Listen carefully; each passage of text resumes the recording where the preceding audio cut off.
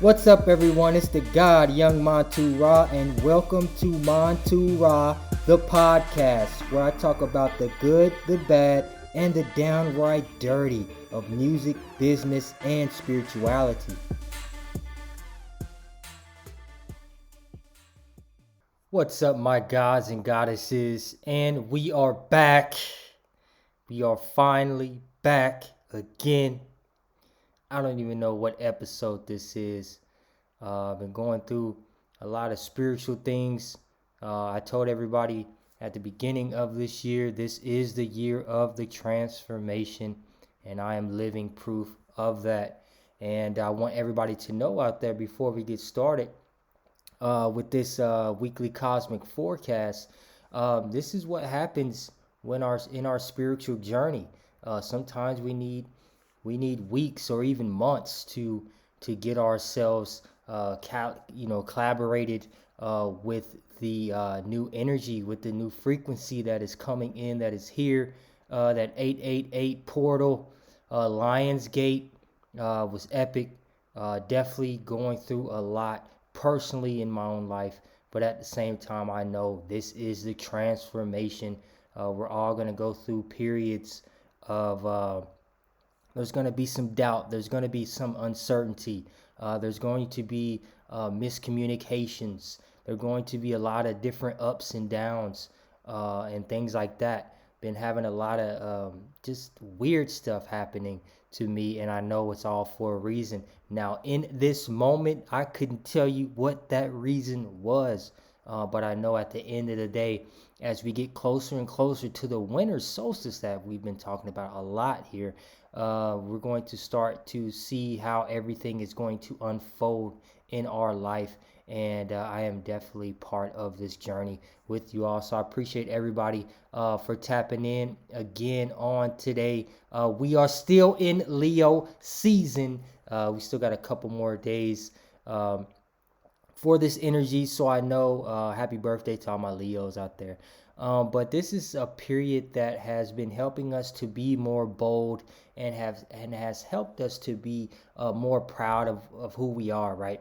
And when I say this, this is for everyone, right? And I want people to understand this, and I'm going to say it time after time. We are not our sun. We are not our sun signs. I can't ever say that, but we are the entire horoscope. We are the cosmos. We are every sign. So I want people to understand that. But this is a time for us to help us to blossom, right? To express ourselves, to ruffle those feathers. I haven't had a lot of a lot of affection in my own personal life because I'm just going to tell it how it is. And we have to remember that ruffling feathers is part of our process.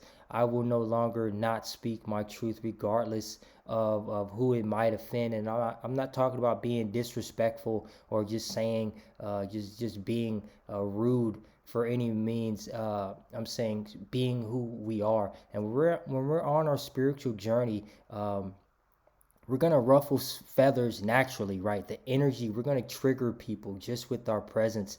And it took me a while to understand that, right? It took me like, I would walk into rooms and people just wouldn't like me. I would, just be me and say what's up or whatever, and not understand like it was my energy.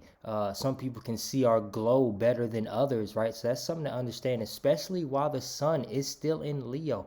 We are all shining, we are all glowing, and we're going to start to develop an understanding on why we are going through this transformation as well. But as the week proceeds, though, we are going to be in Virgo. So you have to understand we are transitioning this sun energy about around, August 23rd to about September 3rd. So our focus is going to shift a lot. We're going to start putting those puzzle pieces together of the little details in our life. And I talked a lot about that when Mars got into Virgo as well. So we're taking care of these practical concerns, attending to different details of our everyday life. This may not sound fun, but I do think it's going to help us to start to kind of get the collecting of the odds and ends of unfinished business, right? So this is like an ideal time to organize, to do the detail work, improve our communications on the job, having that pride in our work, chores, and our health, right? Because Virgo is all about health, it's all about organization, it's all about the day-to-day activities. So that's something that's going to start to transpire during this week as we continue to move the sun into Virgo on the 23rd. Mercury is still in Virgo. We are going to have this retrograde is coming up as well. So we're going to have a lot of Virgo energy making its way through our own personal Christmas. But this is going to be we're starting to actually feel the effects, right? We talked a lot about this previously with Mercury having these retrogrades, especially now in Virgo. It's going to last till about October 4th. So we're already in this shadow phase, and this is going to be about getting precise, right? We're still focusing on the details, just like the sun when it starts to move into Virgo. But this is the time for us to process a lot of important information. It's going to have us to analyze a lot of different things to being more practical. But with this retrograde, it might have a lot of things being impractical, right? But I do think we should also be aware of the possibility of expressing ourselves in a too factual manner, so much that we might come across as dry, critical, or unimaginative. And I have to say that is because this information is going to start to gravitate to us. It might be not so in line in regards to the frequencies, right? When we're talking about Mercury retrograde, especially Mercury in Virgo, that the ruler of Virgo as well as Gemini. This is something about helping us to dissect and analyze a lot of the other influences to help us put the pieces together so we can see the bigger picture. But right now, we're still getting the details of our life. And I do think it's time of a conservative type of thinking and a strong tendency to want the facts and the certainties as well. So that's something to think about as we continue to move through Virgo with Mercury and this retrograde here making its way.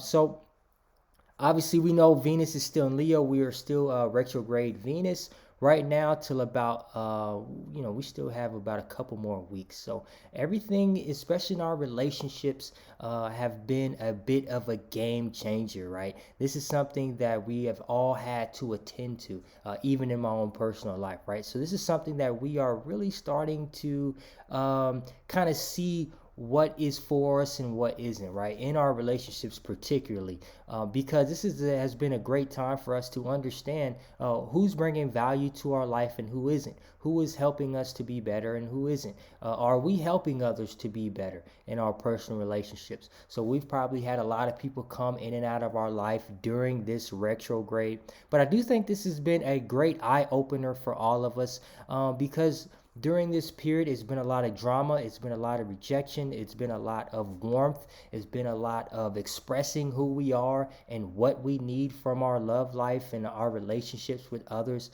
But at the same time, this is something that I have been feeling that it's been a strong part of our journey for us to really figure out what we actually love. What do we love to do?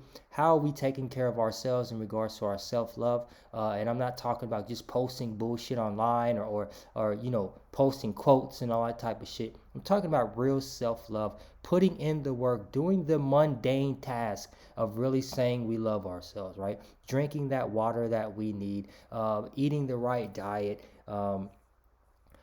doing the yoga, doing the meditation, doing the bullshit that kind of gets overlooked, that goes with our spiritual journey, but at the same time, it's just like something to say, right?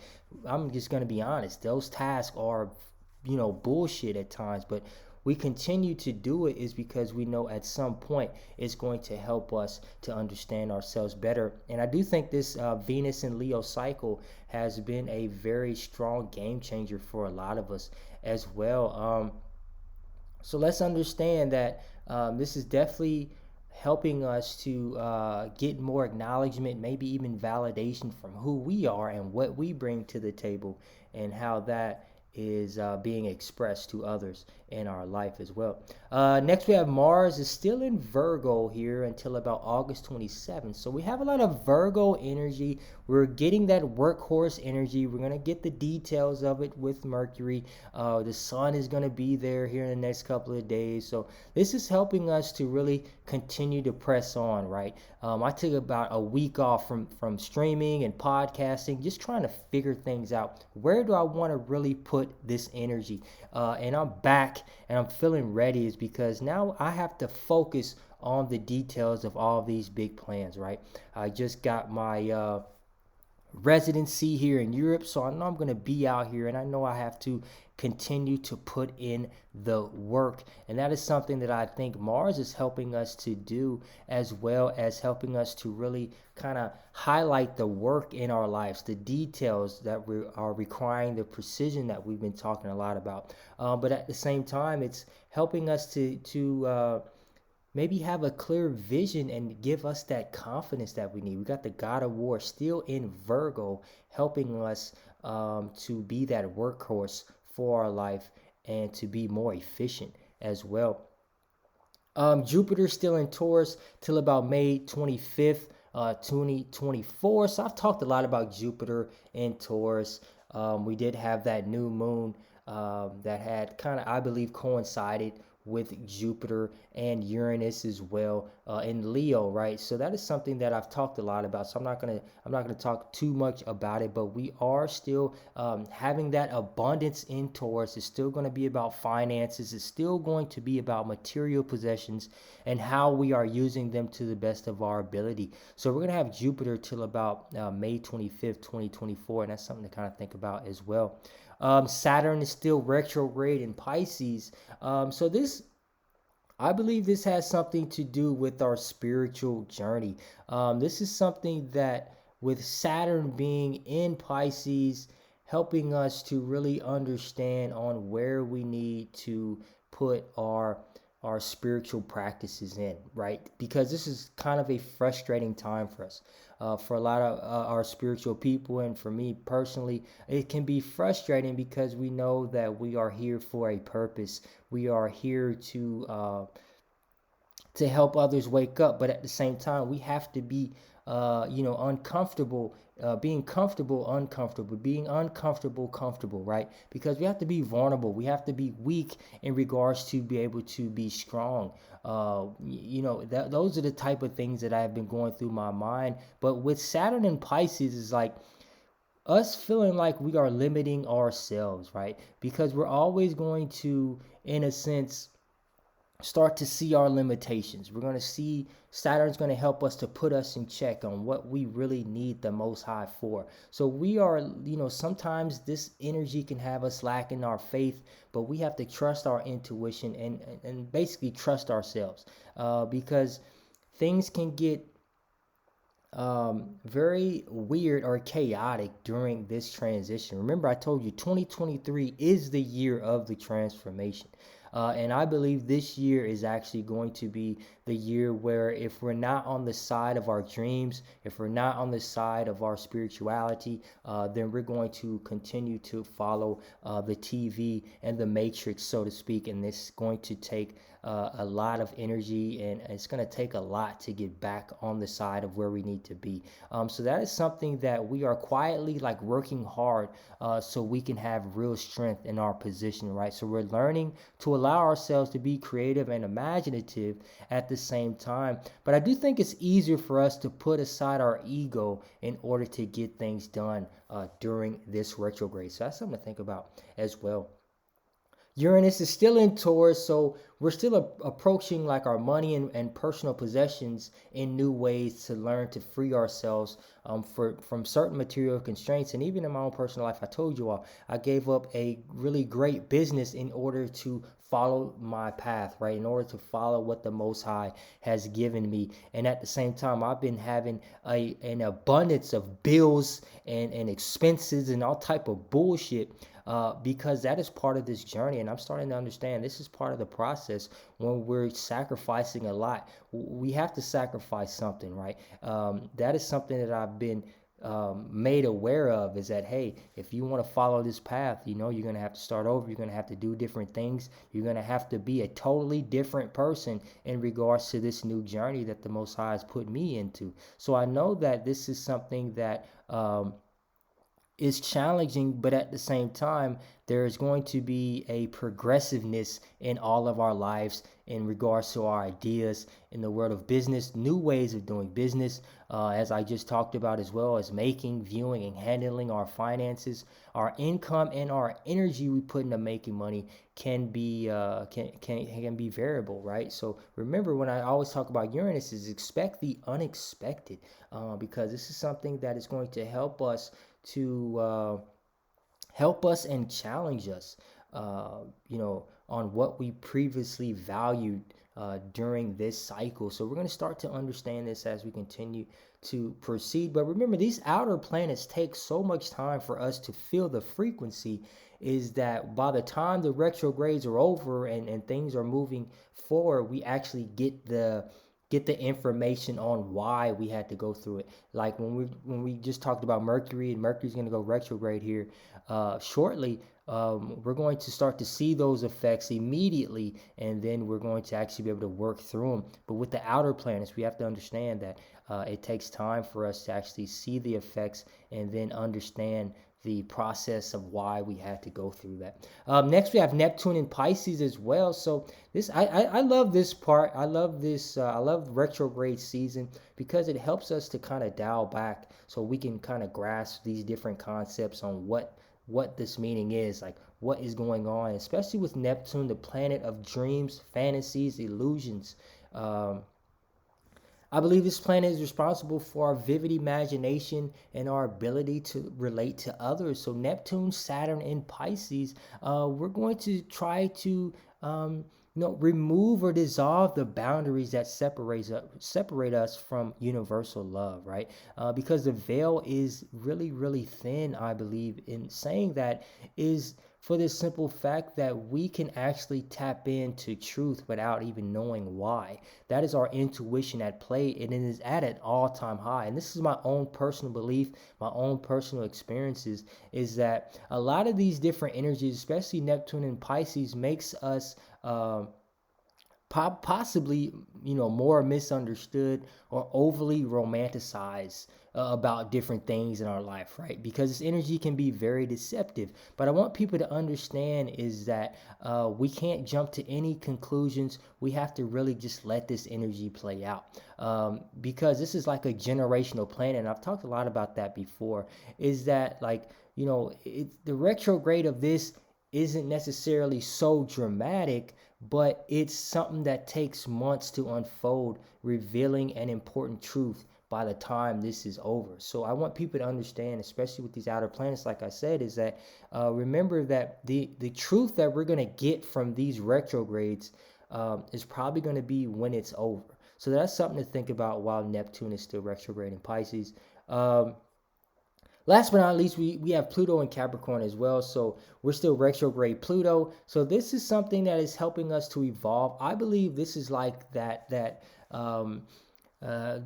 kind of underdog planet. It's all the way out there. Nobody knows if it's a planet, if it's a dwarf planet, if it's, whatever. But this is helping us to rebirth. Pluto is going to strip away what is unnecessary and superficial in our lives, people, experiences, places, stuff.